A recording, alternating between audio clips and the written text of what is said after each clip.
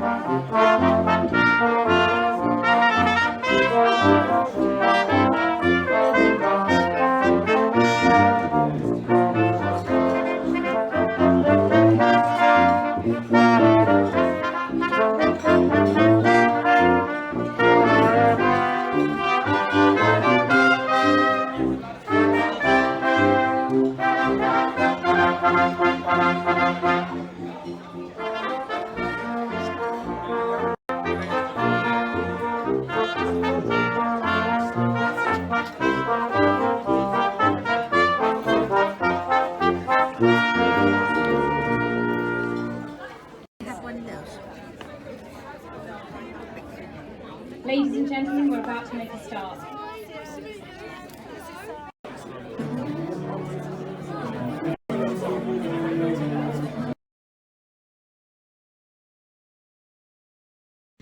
So this evening was really about saying thank you to so many supporters to enable us to do this work, because it's a privilege for us to be able to see the difference. And whenever I go and I see the difference, I just think, oh my goodness, you know, we can only do this because of the support of so many of our people here who make regular donations, and those who want to support a women's development centre and trek across Sri Lanka, and you know, do all of these things that people, it's kind of enabling people to be able to do something.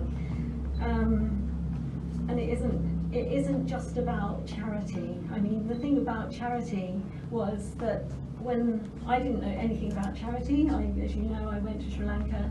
I was the mother of a youth county cricket player, and I was a travel organiser, and I was asked to go to Sri Lanka and organise the first cricket tours to Sri Lanka. Well, knowing not anything much about cricket, even though I had a son who played cricket, but I still didn't understand the rules, and I knew even less about Sri Lanka, but somehow or another I went and believed that I could do that. That belief actually came from me being an only child. That I was bestowed so much love. It was, you know, I received love in bucket loads, and from two adoring parents as an only child. And it was actually when I went to Sri Lanka and I went as supported Ryan, who wanted to volunteer, and I was petrified and didn't really want to go, but I did. It was actually going into that orphanage, and it kind of hit me. You know, it was the injustice about children having to survive alone, and like John said, a child reaching out, you know, and they were all just screaming, crying, they all just want to be lifted.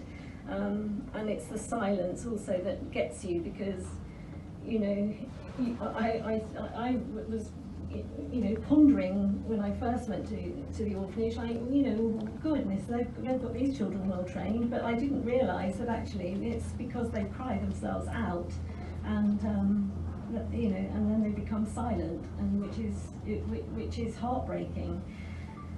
So I realised that I was very privileged in the fact that I had grown up with love and a family, and it was that at that point that it really occurred to me that there was such injustice in the world, that these children, despite the fact that over 100 years ago there was scientific research done that proved that children would not survive well in orphanages, and that children needed families, and yet still we're 100 years on, we're still talking about over 5.5 million children around the world that are incarcerated without lives, and it's not right, it's not fair, and it's time that somebody spoke out and did something about it. And I'm not saying just me, because there's lots of organisations that are actually working in this area. The United Nations have put it forward.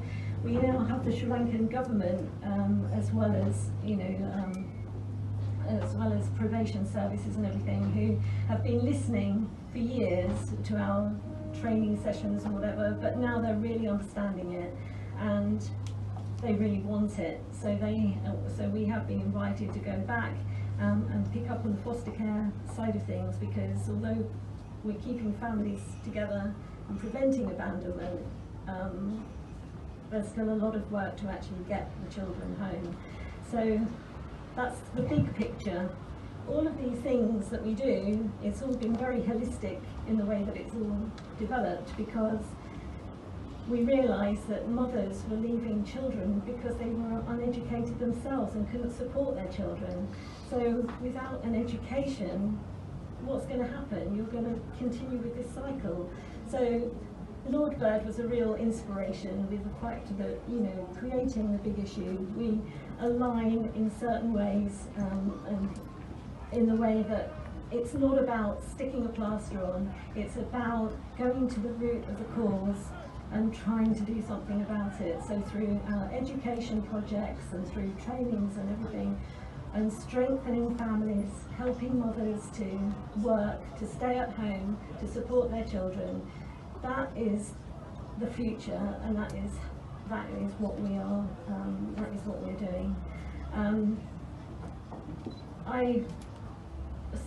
I touched on the fact that, you know, I was very, very lucky to grow up as I did in a very loving family, and I have to mention, because it's with me tonight, that I lost my dad only a few weeks ago, at the beginning of this month.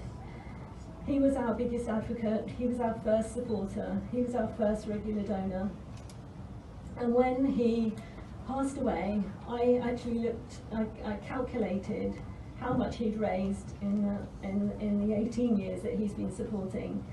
And it turns out that he has actually educated 102 children. And that is a fantastic legacy that he would be so happy to know.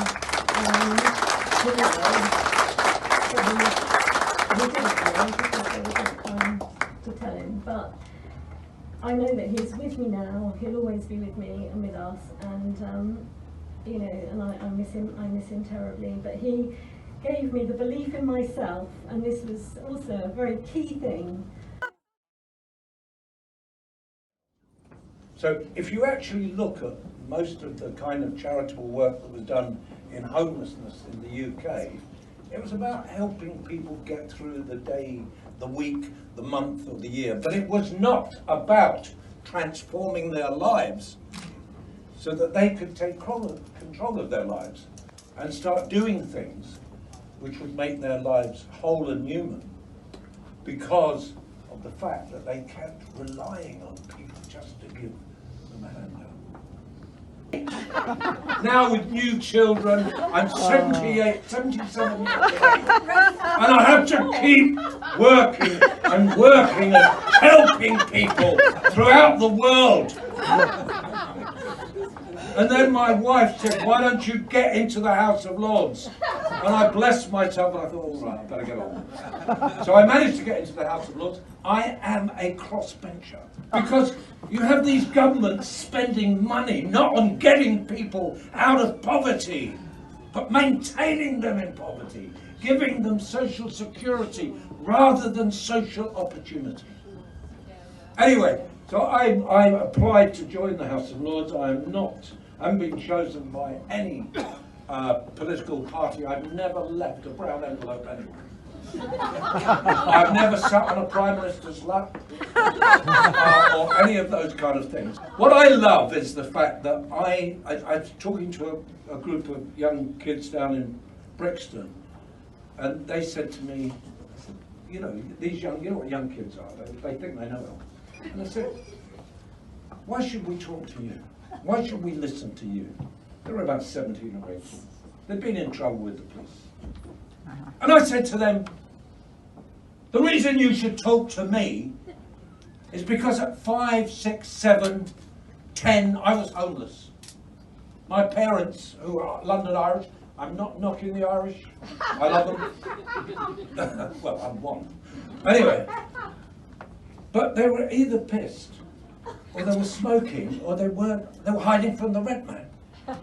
So we were in and out of poverty, and in and out of an orphanage. I was in an orphanage for 3 years. Imagine at the age of 7, coming from a really bad family but loving it, and then at the age of 7 you end up in an orphanage, and it was absolutely terrible. I came out at the age of 10. I started shoplifting, housebreaking, stealing cars, stealing bikes, daubing swastikas on churches, and things like that. Fighting with teachers and being an absolute pain in the arse. And they hated me. And it went on and on like that. But fortunately I met a number of people in the custodial service, in the prison service, who believed in me. And at the age of 16 I was in a boys' prison. I'd just taken a car and smashed it up at 102 miles an hour. Survived, no helmet or anything, none of the safety net. And I was always in trouble. But then I was in this boys' prison, and one of the screws said to me, can you read, boy? And I went, yeah. But I couldn't read. And in 3 months he taught me how to read. He offered me nurture. He gave me the opportunity of turning my life around. The reason I'm here is not just to tell you this hoary old story. I'm sick to death of telling it. It's because Nikki has been saying to me, here are people who are working with orphans.